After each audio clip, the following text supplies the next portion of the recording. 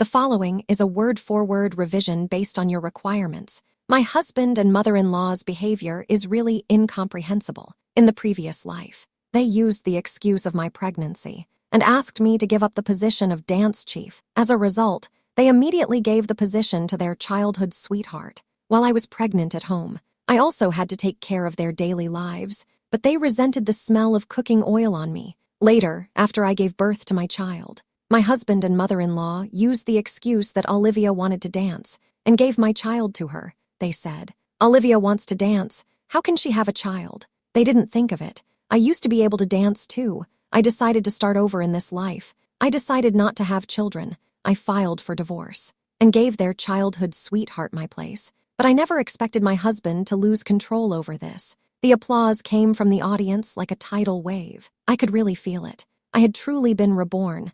I walked off the stage. The director held a big bouquet of flowers. She also had a resignation letter in her hand. She walked towards me. She looked sad. She gently handed me the flowers and the resignation letter. "Sophie, are you really going to leave the dance troupe for the sake of your child? Are you going back to being Daniel's full-time wife? You have always dreamed of becoming the lead. Now the opportunity is right in front of you. Are you really willing to give it up?" As soon as I heard Daniel's name, all the painful memories from my past came flooding back. He and I were so in love at first. Everyone said I was lucky. I'd found a handsome and capable husband, but only I knew the truth. This seemingly happy relationship actually cost me time and money. I even lost myself, and I almost lost my life. I took a deep breath, calmed myself, torn up the resignation letter in my hands, and smiled. I can't bear to leave. The director. A month later, the overseas tour. I will definitely attend on time as the lead. The director's expression changed from worried to happy. He walked over quickly, hugged me tightly, and said excitedly,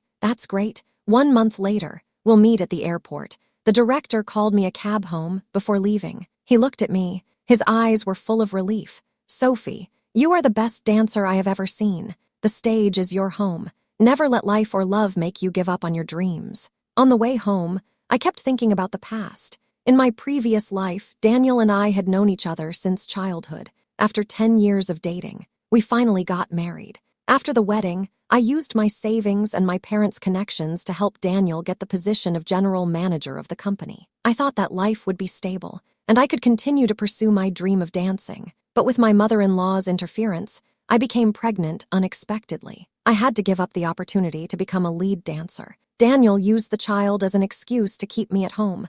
I was busy taking care of the family all day. My clothes were full of the smell of cooking oil. My hands were also calloused. But Daniel, he is sweetly in love with his childhood sweetheart, Olivia. In the past, Daniel's family always opposed me dancing, but now they spent money and used their connections and gave Olivia the lead role that should have been mine. I've said more than once that I want to dance, but my mother-in-law always says dismissively, "You can't dance. Look at your figure. How can you compete with Olivia?" Daniel also persuades me. "Sophie, your figure has changed. You don't look well. No one would want to watch you dance. Listen to me. Just take care of the kids and mother at home."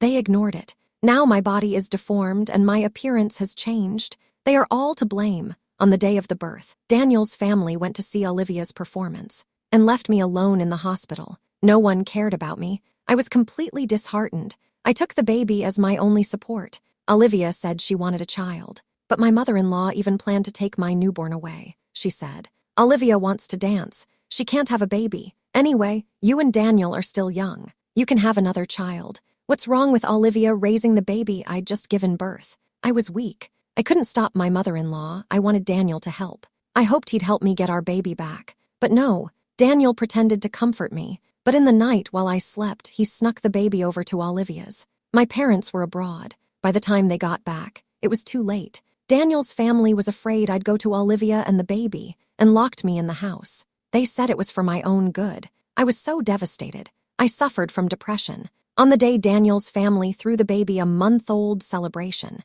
I chose to end my life. I don't understand. I don't accept it.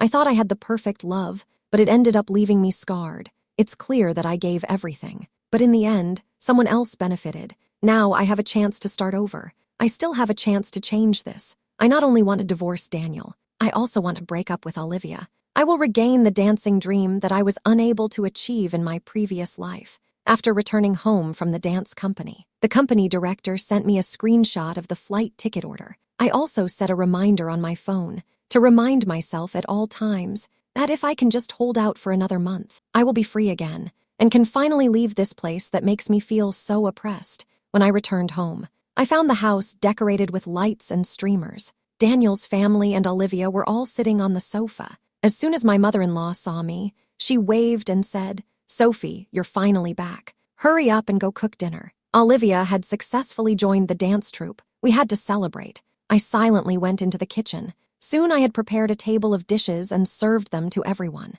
Just as I was about to sit down, my mother-in-law stopped me. She said angrily, "Have you forgotten the rules? What were you eating when you sat down to eat? And also, look at the food you cooked today. It tastes salty and strange." I laughed. Pointing at the dishes on the table, I started to introduce them. "What's wrong? This salted duck egg fried with tomatoes doesn't suit your taste? I see you're so nosy. It doesn't look like you don't like it." My mother-in-law suddenly slapped me in the face, angrily shouting, "You, go back and cook it again. We can't eat it, and you can't eat it either." I was a little dazed from the blow. Olivia cried again. "It seems like Sophie doesn't like me. I'd better go." Olivia stood up and was about to leave. Daniel grabbed her. He turned to me and said, "Don't be upset. Today is a celebration of Olivia joining the dance troupe. Can you not let everyone down?" I didn't say a word. I turned around and went into the kitchen to start working. Daniel saw this and followed. Seeing me cooking, he smiled and said, "I didn't mean to get angry with you, Sophie. It's okay to let off steam at home. When you're done with this dish, take it to Olivia and apologize to her." I took the best steak out of the fridge. I cooked it and arranged it nicely on a plate. Daniel reached out to take it. I lifted the plate up and walked around him. I walked out of the kitchen. He said with relief, "You're going to take it to her yourself, aren't you? Our Sophie really has grown up." I gave him a look, a little helpless. "Who said this was for Olivia? This is my own dinner." I walked straight into the room. When I passed Olivia, I saw her staring at me, unable to look away, before the door closed. I heard my mother-in-law and Daniel scolding loudly in the living room. But these were no longer my problems. Early the next morning, Daniel and my mother-in-law were gone. The table was set with yesterday's leftovers. It's already cold. The laundry in the washing machine has been sitting there overnight. It's starting to smell. It's always the same. If I don't do it, nobody will ever do the housework. This time I decide to leave these problems to them. I tidy myself up and go out. I find the lawyer in charge of domestic affairs at the address my parents gave me. I tell the lawyer, "Thank you for your trouble, Emtikes Sophie. You're too kind."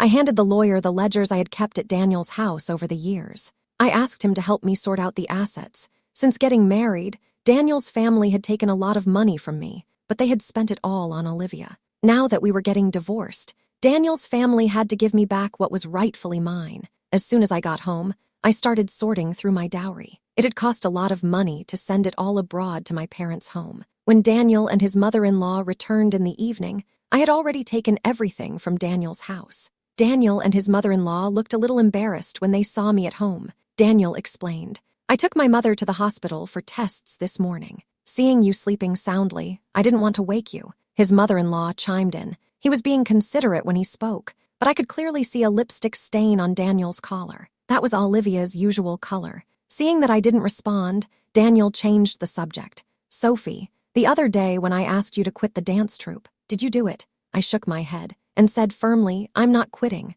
My mother-in-law suddenly raised her voice, looking very anxious. "Why hasn't the fever gone down yet? The competition is about to start. Aren't you pregnant? Why are you still participating in this competition?" I couldn't help but laugh. It was around this time in my previous life. Daniel and my mother-in-law used the excuse that I was pregnant and persuaded me to leave the dance troupe. At the time, I thought they were looking out for me, but I later realized they actually wanted Olivia to go to the competition instead of me. "Start over. I won't wait any longer," I told my mother-in-law. "You're so concerned about my spot. Are you the one who wants to go, or are you just asking for someone else?" My mother-in-law was silent for a moment. Daniel's face also turned ugly. The three of them stood frozen in the living room. In the end, Daniel was the first to lower his guard. He cleared the table, ordered takeaway, and invited everyone to dinner. During dinner, the perfume on Daniel's body kept floating around. Unwieldy. I used to like this smell, and went out of my way to buy the same one, but now I find it unbearable. That night, Daniel embraced me in bed and gently placed his hand on my stomach. Daniel said gently, "I'll go with you to your antenatal appointment tomorrow. This is your first checkup. Don't be nervous. I've made all the arrangements." I looked at the hand resting on my stomach. My heart was a little complicated. If it were the old me, I might have been moved by Daniel's tenderness. But now I have experienced life and death. I have seen a lot. Early the next morning, Daniel woke up. He prepared the things I needed for the checkup. He drove me to the city hospital for the checkup. On the way, he was afraid I would be cold. He specially brought a thick blanket. He was not afraid of any trouble. In a trance, I felt like I was back to when we first met. He took such good care of me then, too. Back then, Daniel would think about me every minute of the day. He would always ask himself if I was doing well. He never felt that he was good enough for me. After Olivia came back, everything changed. We arrived at the hospital. Daniel was about to take me to the department for the checkup. Suddenly, a phone call interrupted his plan. It was his mother-in-law on the other end of the line. "Daniel," Olivia suddenly fainted. "You have to come back." Daniel looked anxious. He hung up the phone and immediately wanted to leave. I hurriedly stopped him. "Daniel, this is my first prenatal checkup. You go call 120 for Olivia first. There's no rush to go back," I said. Daniel looked a little hesitant. After a while, he gently pushed my hand away from his lapel. "Sorry, Sophie. I'm a little worried about Olivia. I'm going to her house to check on her. I'll be right back. Wait for me." He thrust the pregnancy test results into my hands. Then he ran out of the consultation room. The other couples looked at me. They whispered. Daniel had no idea. Olivia hadn't fainted. It was just a little trick she played on her mother-in-law. Even so, when it was time to close the hospital in the evening, Daniel still hadn't returned. The nurse on duty saw that I had been sitting here for a long time, came over and asked me, "Madam, you won't be able to have your prenatal checkup today. Why don't I contact your family for you? You can come back tomorrow." I gave a bitter smile, shook my head at the nurse, and said slowly, "No need. I want to book an abortion. Can I do it tomorrow?" 20 days before leaving the country, I decided not to have Daniel and my baby from the checkup to the operation. My good friend Emily accompanied me. Daniel only called me once. He said, "Sophie, I'm sorry. Let's postpone the checkup for a few days. Olivia needs someone to look after her." After the operation, Emily took me back to her place to look after me. Emily's mother was especially concerned about me. Not only did she make me soup, she also tried every means to cheer me up. I didn't go home for several days. My husband didn't even call to ask how I was doing. I felt really cold inside. Emily's mother told my parents about my abortion and my plans to divorce. They didn't say much. They just said to me, "Sophie, remember, your own happiness is the most important thing. My parents will soon find a job. They will go to your support. Years of dance training have made my body stronger than average." After just 1 week, I was able to get out of bed and move around.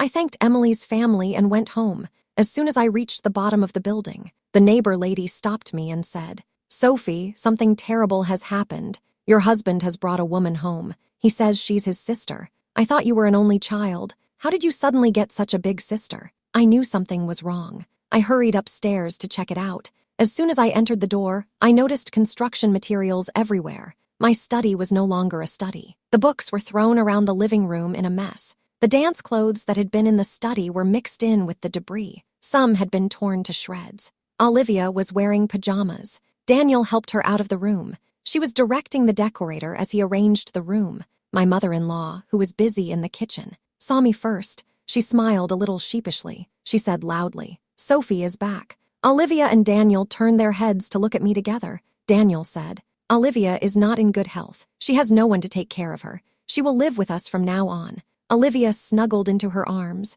Her voice was soft. "I need somewhere to practice dancing." Daniel said he was going to knock down the study and turn it into a dance studio. I don't think my sister would mind. I clenched my fists. I asked Daniel angrily, "Daniel, have you forgotten who owns this house?" My mother-in-law and the others didn't say anything. Only Olivia kept shouting, "This is obviously Daniel's stuff." Daniel tugged her, signaling her to be quiet. It seems Olivia doesn't know about this yet. My parents bought this house for me before I got married. The title deed has always been in my name, Sophie. I feel my anger rising. I feel like I can't breathe. I can hardly stand. Daniel pushes Olivia away. He quickly comes over to support me. He helps me into the room. Olivia is stamping her feet in anger outside. My mother-in-law quickly goes over to comfort her. Inside, Daniel leads me to the bed. He gently persuades me to lie down. He says softly, "Olivia has to practice dancing. There's a competition in a few days. When our baby is born, I'll build you a new study." "Okay, Sophie," I push him away. I turn around. I whisper, "Daniel, I've been dancing for ages. This is the first time I've seen you and Mum so supportive of someone dancing. That tiny dance studio is something I never dared to imagine having in both my lives." Now, Daniel has only said sorry to me. Amidst all this excitement and the noise of the renovation, my just-recovered spirit has once again wilted. Olivia may have sensed this. Early in the morning, she kept going in and out of Daniel and my bedroom, asking where to put the dishes one moment and shouting that she was hungry the next. Daniel left for work. After I locked the door, Olivia ran to complain to my mother-in-law, her mother-in-law, and she forced the door open together. They dragged me out of bed. I wanted some peace and quiet, so I grabbed my shopping basket, made an excuse to go shopping, unexpectedly, before I could even leave the block. A neighbor lady pushed her way through the crowd. She was full of anger. She accused my mother-in-law and Olivia of making a pregnant woman go shopping. I smiled helplessly, thinking to myself that no one knows I'm hungry right now. The neighbor lady saw that I wasn't responding and didn't get angry. Instead, she mysteriously took me by the hand, whispered, "Sophie, I feel like your husband's sister looks familiar. My son's boss, the old man with the big belly. Do you remember?" I was a little confused. I didn't understand why the lady was telling me this. The lady didn't beat around the bush. She patted her thigh and continued. She was pregnant before. The old man raised her outside. But then the wife found out. I was instantly captivated. I put down the shopping basket and asked the woman to continue. The woman was a little pleased with herself. She took my hand and said, "This girl is no ordinary girl. After she was caught, she had an abortion. Then she ran abroad and followed another older man. You see, I still have the photos here." The woman sent the photos to my phone. I looked at the screen and saw all kinds of Olivia. I can't help but sigh. "Olivia, you look so pure and innocent. How long can you maintain that in this life?" These past few days since Olivia moved in, Daniel has suddenly become especially attentive to me. He's taken care of all the housework. He even cooks exactly according to my preferences. But Olivia is still the same as ever. She never stops. During dinner, she suddenly talked about the acting competition and hit on me. Olivia cleared her throat and said, "There's a competition coming up. I don't have a suitable dance dress. What am I going to do?" My mother-in-law gave me a sly look. Then she stared at me and said, "Sophie, don't you have a couture dance dress?" I ate in silence. I ignored her. My mother-in-law nudged Daniel with her elbow, who was serving me. Seeing that he didn't say anything, Olivia couldn't hold back any longer. She said to me, "Sister Sophie, anyway, you can't wear it now that you're pregnant. Why don't you give it to me? I'll help you make the most of it." I smiled and said, "That haute couture ball gown was handmade to my measurements. If you wear it." I looked up and down at Olivia. Her face was getting uglier by the second. Seeing this, my mother-in-law stopped being polite. She snorted coldly, "You have to give it to her. I never approved of you going to the competition in the first place. If you don't give Olivia the dance dress, then you can forget about competing." After she finished speaking, she stood up and walked into the room. She took out the dance dress and thrust it directly into Olivia's arms. I put down my chopsticks and rushed to Olivia's side to try to take back the dance dress,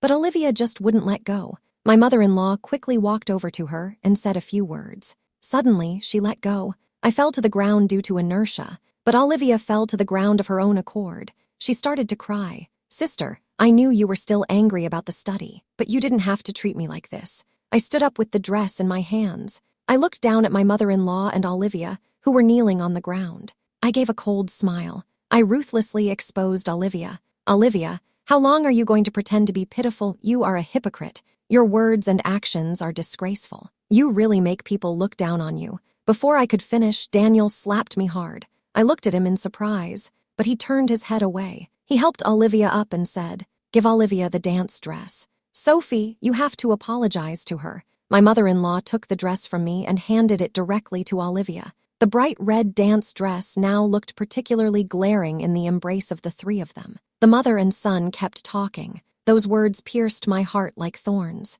"Sophie, when we got married, I didn't approve of you dancing," Daniel said directly. "You really aren't as good as Olivia at dancing. You don't look good dancing. You really aren't suitable for dancing." He also suggested that I quit the dance troupe and go home to concentrate on taking care of the three of them in their daily lives. Thinking about all the grievances in the past and present, I took a deep breath. My voice trembled a little. Daniel, let's get a divorce. The three of them are stunned. They haven't yet come to terms with it. I've already grabbed my phone and wallet and left the house. Daniel rushes out after me. He grabs my hand and pulls me back. His voice is a little urgent. Sophie, you're just joking, right? You must be angry at me for changing the study. I shake him off, but he keeps following me. Daniel, you really don't have to do this. No, it's not like that. Sophie, you don't really like being at home, do you? Then let's go out for a while. Daniel took me by the hand and went to the restaurant where we had first met. He ordered a table full of my favorite dishes. He kept filling my bowl.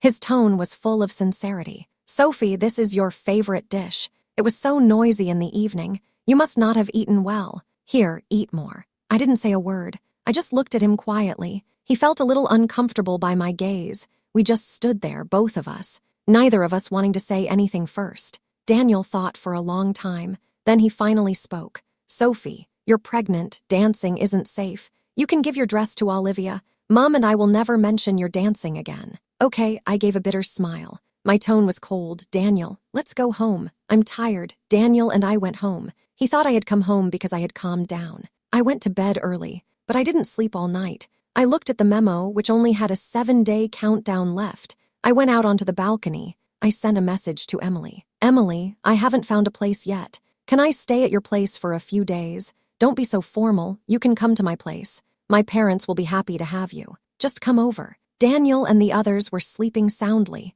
especially in the early hours of the morning. I only packed a few changes of clothes, daily necessities, and the property deed. I shoved them into the suitcase. I also wanted to take the bar mitzvah necklace my parents gave me, but I couldn't find it anywhere. It was almost dawn. I had to leave the house with the suitcase. I planned to look for it next time I came back. Noon, Daniel called to ask where I was. Between the lines, he was persuading me not to be so selfish. I was a little impatient. I asked him directly, Daniel, during the few minutes of silence last night, what were you really thinking? Did you hope Olivia would go on stage in my ball gown? Or were you thinking about the future of our family of 3? All I got was silence. After going through 2 lives, until this moment, I truly understood Daniel's heart. I hung up the phone immediately, blocked Daniel's family's contact information. Then, I hired a lawyer to draft a divorce agreement. The assets were divided clearly. Daniel also came to Emily's house to find me, but every time, he was driven away by Emily's parents.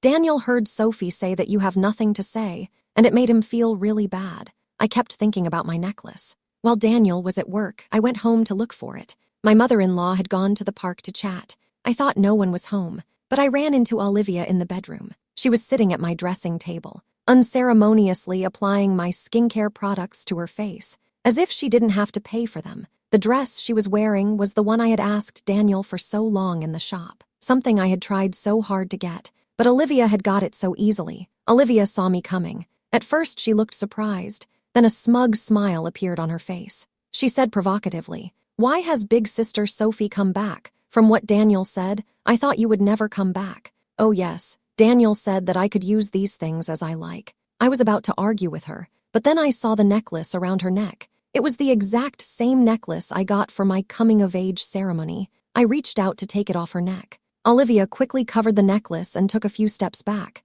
"That's mine, Olivia. Give it back to me," I shouted. Olivia was taken aback. She said, "What, yours? It was my birthday last year. My brother Daniel gave it to me." I froze. Olivia was still talking. "You're mistaken, if you want it. Buy it yourself." "I'm not mistaken. My parents personally selected the diamonds for the necklace. My mother even drew the design. It's mine. A very special gift." But Daniel took it and gave it to someone else. I rushed up to grab the necklace. Olivia refused to let go. She shouted, "Olivia, it's not yours. Don't you feel uneasy holding it?" "Daniel gave it to me." Olivia suddenly pushed me hard. I fell to the ground. The necklace around her neck broke at that moment. The room fell silent. Olivia snorted. She kicked the necklace on the floor. "Take it, Sophie. You don't have to be so eager." She hadn't finished speaking when she heard a crackling sound. I grabbed the necklace tightly, stood up and slapped Olivia hard in the face. Olivia was stunned by the slap and couldn't say anything for a while.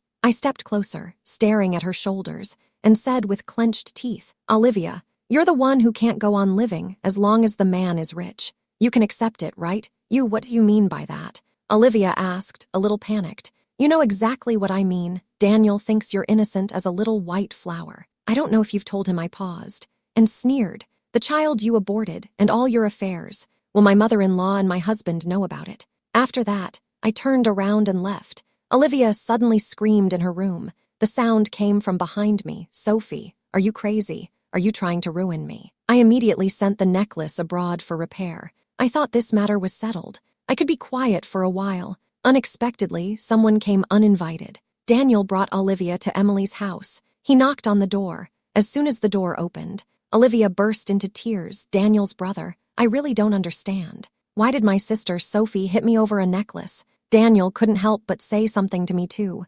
Sophie, it's just a necklace. Why did you have to do that?" Emily tried to defend me. I quickly stopped her. I watched Daniel as he spoke up for Olivia. I asked him directly, "Daniel, why didn't you tell Olivia that the necklace was a gift for my coming-of-age ceremony?" What? Olivia froze. Daniel's expression was a little awkward too. He tried to change the subject. He said to Sophie, "Sophie, stop it. You apologize to Olivia. Then you come home with me. We'll get on with our lives." I slapped him and said, "That's for being inconsiderate." Then I took out my phone and opened the surveillance video from the bedroom. I put it in front of Daniel. In the video, Olivia went from using my things to pushing me. Although there was no sound, her distorted expression was obvious. Olivia's face went from blue to white. Daniel frowned. I said coldly, "You don't stand by your wife, but side with outsiders, and even go so far as to give away my things to others." I'll say it again. Daniel, I want a divorce. Whoever wants to live together can do so. I took Emily by the hand and turned to close the door. She suddenly hugged me tightly and said happily, "Sophie, you've finally come to your senses." There was silence outside the door for a while. Then there was a loud knock. Daniel shouted through the door, "Sophie, if you don't come back at all." Emily insisted on not going back. She sat me down on the sofa. Then she brought a large wooden box from the room. I asked curiously, "What's this?" Emily smiled and went to wash her hands. Then she took out a suit from nowhere and put it on. She solemnly unwrapped the package. Inside was a beautifully made pure white ball gown and a pair of matching dancing shoes. Emily held the ball gown up to my body and gestured a bit. "You can tell it fits perfectly without trying it on," she said. "The day you told me the ball gown was taken, I started making this dress. Your aunt and uncle prepared the shoes for you. They were designed based on the drawings we made when we were young. Although they are not as eye-catching as your haute couture, they can also bring out the beauty of our Sophie." I took the ball gown and looked at the dancing shoes in the box again. I was so moved that I couldn't speak for a while. When love did not support my dream, friendship and family have always paved the way for my dream. I put down the ball gown, hugged Emily tightly. Long-suppressed emotions suddenly welled up. "Emily, the last competition in the country. I will definitely win for you. The day of the dance competition happens to be the day before I leave the country. I have packed all my luggage. Emily's family only accompanied me to the theater. I didn't expect such a coincidence. I met Daniel and his mother, who had dropped off Olivia, at the theater entrance. His mother glared at me. Emily's mother said that an old woman made her so angry. Daniel kept staring at me. He was about to call out to me, but his mother gave him a little tap on the shoulder, so he swallowed his words. I didn't waste any time. I went straight to the backstage area. My makeup had already been done in the dressing room. Now I just had to change into my costume, and I was ready to go on stage. I had just changed and was leaving the dressing room. That's when I ran into Olivia. She was wearing my couture ball gown. She looked so smug. She was dressed so simply. She knew she wasn't going to win. She's trying to save face. I looked her up and down. I couldn't help but laugh. Olivia saw me laugh. She panicked a little. Her voice rose. "What are you laughing at?" I reached out and helped her fix her collar. "Tuck it in a little. Don't let it fall." I turned and left. Olivia glared angrily. Before long, it was my turn to go on stage. Through the spotlight, I saw Daniel in the audience watching intently. Unlike Olivia, who tried to cover up her dancing with an over-the-top outfit, I danced to the music with my years of training. I danced like I had never danced before. The audience was mesmerized. There was silence until the music ended, but then there was a burst of applause. I adjusted my breathing. I felt the spotlight on me. In all these years, I have never enjoyed the applause so much. As soon as I got off the stage, Emily came up to me with flowers and tears. We didn't have time to talk properly. Daniel and an unhappy Olivia came over. As soon as Daniel saw me, he let go of Olivia's hand. He handed me the flowers in his arms. He said, "Sophie, no, wife, you are so beautiful today." I felt uncomfortable. I took a few steps back, threw the flowers into the nearby trash can, and said coldly, "Don't call me that. Let me be your wife." I felt uncomfortable. Daniel came over again and took me by the hand. With a pleading expression, he said to me, "Sophie, I was wrong. It's all my fault. Go home. We won't get divorced." I shook his hand off and sighed deeply. "You don't even realize that you were wrong. You were just touched by the person I am tonight. It was just a moment of impulse." And with that, I dragged Emily into the dressing room. I quickly changed and left the theater. I never expected Daniel to follow me, and I didn't notice Olivia right behind me. There was a fierceness in her eyes that I had never seen before. Even her mother-in-law, who came over to comfort her, was inexplicably slapped by her. However, none of this is any concern of mine anymore. Before I left, I prepared a gift for Daniel. I printed out the photos the neighbor lady had given me and Olivia's abortion records. I put them in an envelope and gave it to the lawyer. At the same time, I also asked the lawyer to give Daniel my miscarriage records and the divorce agreement I had prepared long ago. As I boarded the plane to a foreign country, an unfamiliar number kept calling. I knew who it was, so I turned off my phone and left it alone. After arriving abroad, I followed the dance troupe and was busy with rehearsals and performances every day. As the lead, I had almost no free time, not to mention Daniel. Even my parents had difficulty contacting me when I was free, but what I didn't expect was Daniel was also able to accurately grasp the dates of the dance troupe's performances while he was still in the country. Every week, he put down his work and traveled all over the world to find me. I told the troupe leader what had happened. The members of the dance troupe also helped me cover up, adjusting the time and place, letting me leave first. Daniel is really smart. He adopted the opposite strategy, stopping me at the back door of the theater. He suddenly knelt in front of me, grabbing my hand. With red eyes, he said, "Sophie, don't go. I won't stop you from dancing, but don't divorce me. Okay, you don't like Olivia. I've already cut off contact with her. I've even found a new place for her to move out. Please come back, okay?" I broke free from his hand. His eyes were full of disappointment. "Daniel, it's too late to say anything now. I don't want to have anything to do with you anymore. Go back and sign the divorce papers and give them to the lawyer. Don't come looking for me again. I'm not signing it. As long as I don't sign it, we won't get divorced." "Right, Sophie, even if you don't sign it. After 2 years of separation, my lawyer and I will initiate divorce proceedings." I walked to the curb and hailed a taxi. Once I was in the car, I told the driver to drive fast. Get out of this trouble spot. In the following months, Daniel never gave up trying to win me back. He couldn't take any time off from work, so he asked around about the hotel where our dance troupe was staying. He had some expensive jewelry or my favorite snacks packed and sent over. The newcomers to the dance troupe didn't know the situation. They always said that I had a good husband is so concerned about me. But every time they say this, the dance troupe leader would scold them with a stern face and then make them go to extra practice. As for the things Daniel sent, often before they reached me, the dance troupe leader would just throw them into the trash overseas. Daniel spent all the money on the dance troupe's performances. He blocked my phone number, so he wrote to me or borrowed someone else's phone to contact me. My mother-in-law also came to see me. She said Daniel couldn't eat, and his work has been distracted. He asked me to go back and persuade him. I was a little helpless. I only said one thing back. I am not his mother. He can eat whatever he likes, do whatever he likes. This is the situation. Daniel continued like this for a whole year. After a year, my dance career abroad gradually stabilized. But I never heard from Daniel again. I thought he had finally given up. I didn't expect that he was already struggling to make ends meet. Later, the lawyer sent a photo of a signed divorce agreement. I was a little surprised. He agreed to the divorce so quickly. "And the house, Mr. Daniel and his family have moved out of your house," the lawyer continued. I only learned then. Daniel's senior position in the company had been removed, and Olivia had personally pulled him down. A year ago, Daniel saw what I had asked the lawyer to forward. He immediately confronted Olivia. Olivia realized that she would never be able to marry into Daniel's family, so she had it out with him. She said directly to Daniel, "If it weren't for your high position in the company and your money, do you really think I would be with you because I like you?" It was late at night. Olivia moved quietly. She took the money that her mother-in-law and Daniel had stored in the safe. Then she flew abroad. From then on, there was no news of her. Daniel thought he had misjudged her. He didn't realize that he still didn't know Olivia well enough. Olivia met another rich man abroad, and this person happened to be a competitor of Daniel's company. In order to please this rich boss